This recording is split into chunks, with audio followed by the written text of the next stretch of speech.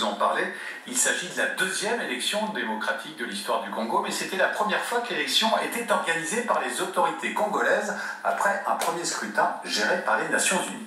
Le pays attend toujours le nom du vainqueur de la présidentielle dans un climat extrêmement tendu, notamment à Kinshasa, alors que les élections s'étaient déroulées dans un climat délétère, violences meurtrières et soupçons de fraude. Pour l'heure, les chiffres officieux donnent une large avance au président sortant, Joseph Kabila. Baptiste Mukelsturm.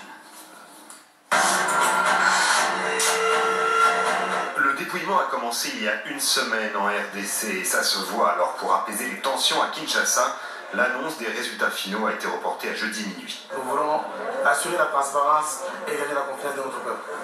Les résultats seront fiables. Fiables, corrects, théologiquement justes.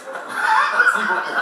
Dans les rues de la capitale, des résultats partiels annoncent la victoire du président sortant Joseph Kabila et provoquent déjà l'énervement. Le tout petit contingent d'observateurs internationaux chargés de surveiller les élections redoute les fraudes. Je pense qu'à partir d'ici, le résultat qui sortira ne va pas du tout refléter la réalité de résultats qui ont été donnés au bureau de vote après les opérations.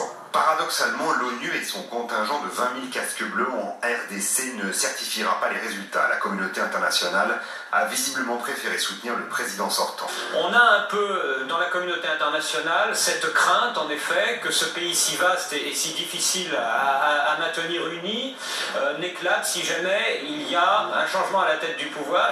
Avant les résultats pour fuir la tension, certains Kinois préfèrent alors s'enfuir en traversant le fleuve Congo et s'abriter à Brazzaville.